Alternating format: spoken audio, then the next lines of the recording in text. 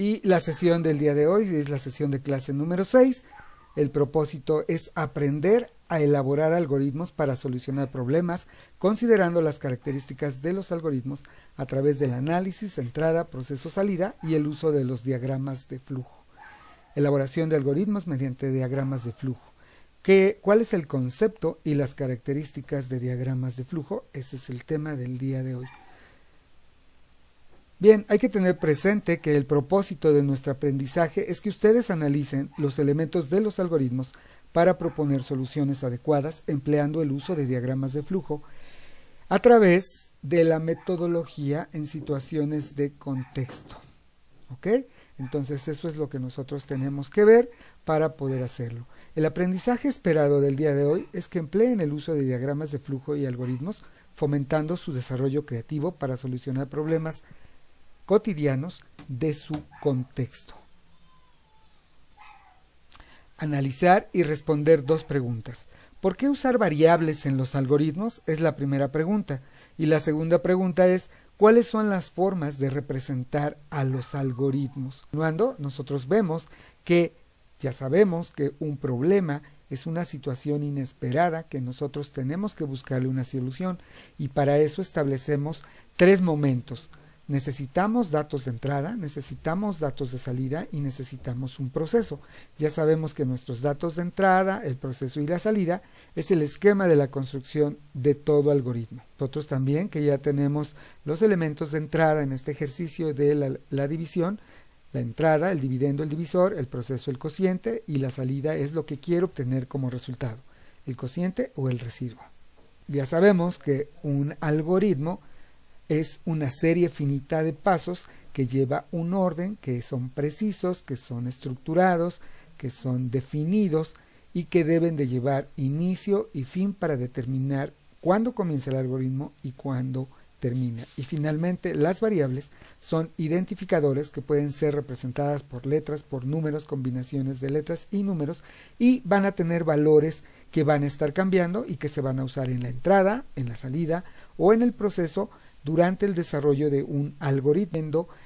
Las etapas del algoritmo vistas desde el esquema entrada, proceso y salida, donde en la entrada voy a anotar qué datos necesito expresados mediante un identificador llamado variable. En la salida, qué resultado voy a obtener con estos datos y en el proceso, qué operaciones voy a realizar con los datos de entrada que me permitan obtener la salida.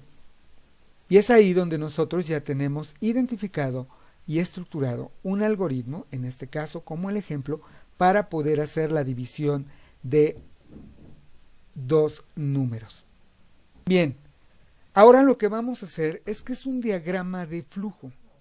Un diagrama de flujo, como un concepto de definición, nos dice que es una representación gráfica de un algoritmo que ilustra la secuencia de operaciones que se realizan para conseguir la solución de un problema. Los diagramas de flujo se dibujan generalmente antes de comenzar a programar el código frente a la computadora. Los diagramas de flujo desempeñan un papel vital en la programación de un problema y facilitan la comprensión de problemas complicados y sobre todo muy largos. En la diapositiva ustedes pueden observar que tengo un algoritmo explicado en forma de pasos, indicado con el inicio, indicado con el fin, lo que lo hace finito. Tengo los datos de entrada que necesito. Explicamos la operación que se debe realizar en el paso número 4 y mencionamos en el paso número 5 cuál es el resultado que voy a obtener. Aquí ustedes pueden observar que tenemos tres variables.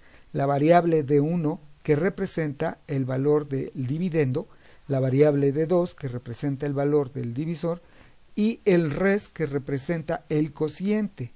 Esas tres variables van a tener valores diferentes cada que yo ejecute la división de dos números y me darán un nuevo resultado.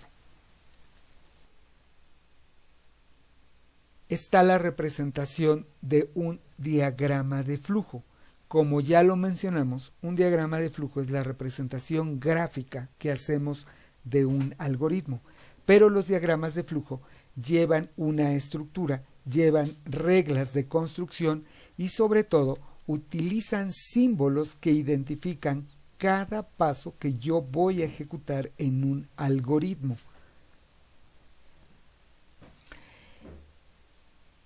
La elipse nos está indicando que aquí debo de colocar la palabra inicio, lo que va a indicar cuándo y dónde debe comenzar mi diagrama de flujo, representando así el algoritmo. Después tenemos dos figuras que nos están indicando los elementos de entrada. Cada una de ellas está indicando que ahí voy a pedir un valor, en este caso la variable D1 y la variable D2. Si tuviera más variables, las tendría que ir explicando. ¿Esto qué facilita? Pues que cuando yo llegue a la codificación o a establecer el pseudocódigo, pueda entender cuántas instrucciones va a tener mi algoritmo para que sea mucho más fácil su interpretación y pueda ser mejor comprendido a la hora de estructurar el pseudocódigo y posteriormente el código en un lenguaje de programación.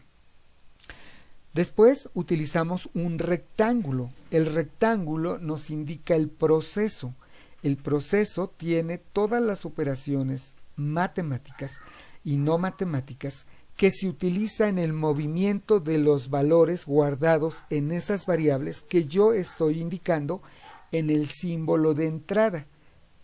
En el rectángulo ya estoy expresando el proceso y estoy explicando qué operaciones voy a hacer con los datos de entrada.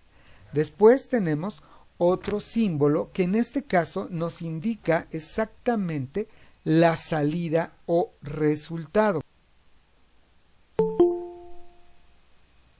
Estaré indicando en la variable res tendrá una salida. Entonces pongan mucha atención, se puede emplear cualquiera de los dos, nada más tomando en cuenta la diferencia de uno respecto al otro. Uno es para un documento y otro es para una salida que puede ser mostrada en la pantalla o en el monitor. Finalmente, nosotros terminamos el algoritmo con el mismo símbolo que escribimos inicio con esa elipse que nos está indicando que nuestro algoritmo llegó a su fin y por lo tanto tenemos que mostrar cuándo termina nuestro algoritmo. Cuando construimos diagramas de flujo hay que tener claras las reglas de construcción porque si no cometeríamos errores.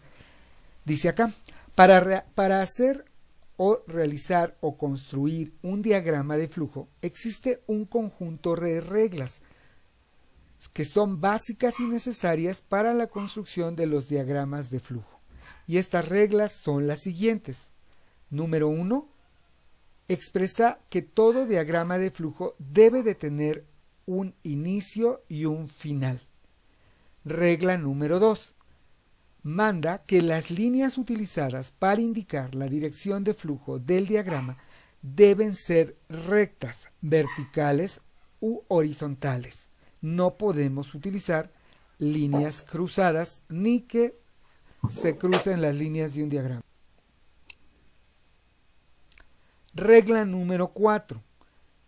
Nos indica que los diagramas de flujo deben construirse de arriba hacia abajo en una técnica top-down de izquierda a derecha. Entonces, mi diagrama de flujo debe ser construido de arriba hacia abajo, como lo estoy indicando en este movimiento del puntero del mouse, y una vez que yo empecé de arriba hacia abajo, debe ser de izquierda a derecha. ¿Por qué? Porque si lo estoy haciendo en un papel o lo estoy haciendo en un programa dibujado en la computadora, de igual manera debo de marcar esa secuencia en la construcción del diagrama. Regla número 5.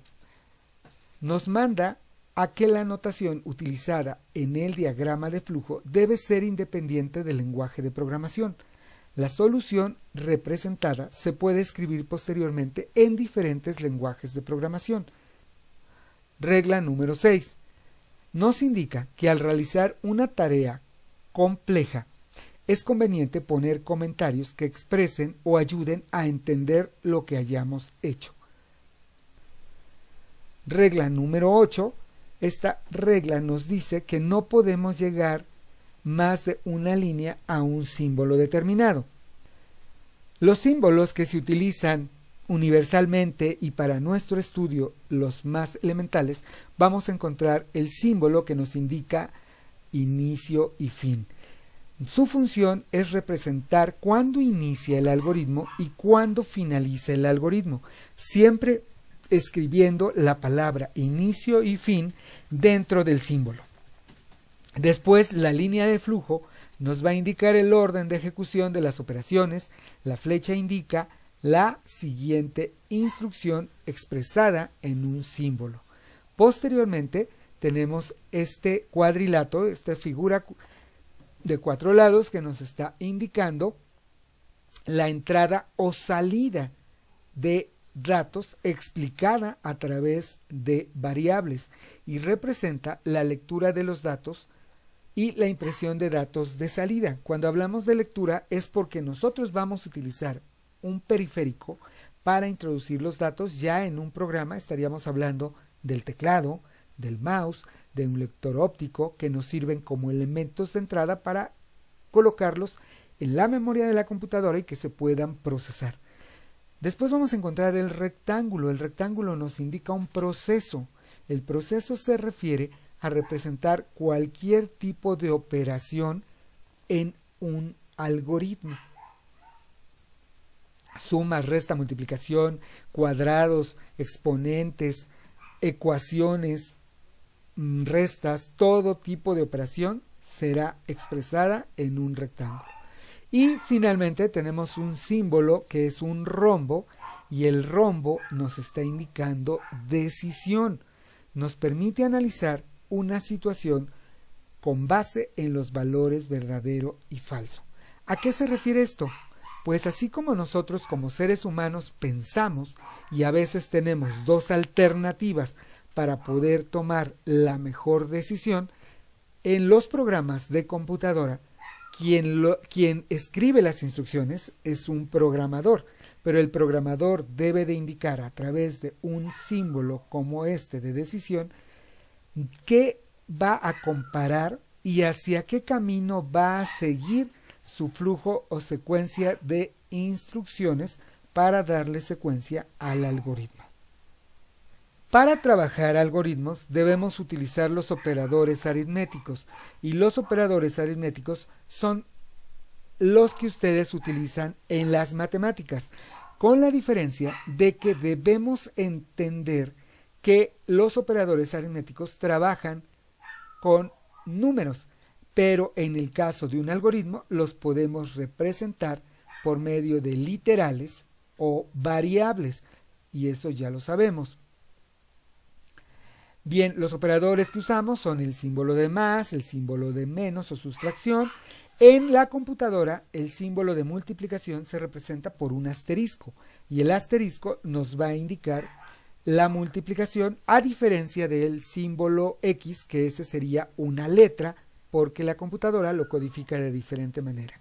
Y la división la estaríamos representando con una diagonal para poder expresar el dividendo y el divisor en una división. Después también vamos a tener nuestros operadores de comparación. Los operadores de comparación nos van a permitir obtener valores lógicos, valores verdaderos o falsos dentro de las comparaciones que nosotros hagamos. Por lo tanto, hay que tener claro el uso de estos operadores. Estos operadores se utilizan generalmente dentro de los símbolos de decisión, porque van a comparar un mayor que un valor del lado izquierdo sea mayor al valor del lado derecho, un mayor o igual que, donde lo que está del lado izquierdo sea mayor o igual al valor que tenemos del lado derecho, y el símbolo menor que lo que está del lado izquierdo es menor a lo que se encuentra del lado derecho, y por último tenemos otro que es el símbolo menor o igual que nos indica que lo que está del lado izquierdo es un valor que puede ser menor o puede ser igual al valor del lado derecho. Todos estos valores nos van a devolver valores verdaderos o valores falsos dependiendo de la condición que yo quiera explicar en él. La actividad de aprendizaje para esta semana es hacer un cuadro comparativo de diagrama de flujo. ¿Qué van a colocar acá? Bueno, pues aquí en esta primera columna ustedes van a colocar lo que significa un diagrama de flujo, ¿correcto? En la segunda columna van a colocar los símbolos de los diagramas de flujo y lo pueden hacer en Word muy fácilmente. Igual van a elegir esto, van a elegir el símbolo, lo dibujamos aquí y acá el nombre del símbolo es inicio, fin. ¿Cuál es el uso de este símbolo? Indica el comienzo y el fin del algoritmo. Las reglas para construcción de diagramas de flujo, bueno, pues una de las reglas nos dice que los diagramas, hay que poner todas las reglas, los diagramas se construyen de arriba hacia abajo. Y esa es una regla. Hay más reglas que ustedes deben de explicar acá. Y por último, poner todos nuestros operadores. Yo les di operadores aritméticos y operadores de comparación. Esta es la suma. Aquí pongo la resta. Después me voy por la multiplicación, que es el asterisco. Y así sucesivamente lo que ustedes tienen que poner. Bien, ¿alguna duda de lo que tienen que hacer en este ejercicio? Y de esta forma, nosotros ya hemos aprendido cuál es la simbología de los diagramas de flujo y cómo se emplean en la construcción de algoritmos haciendo uso de su representación gráfica.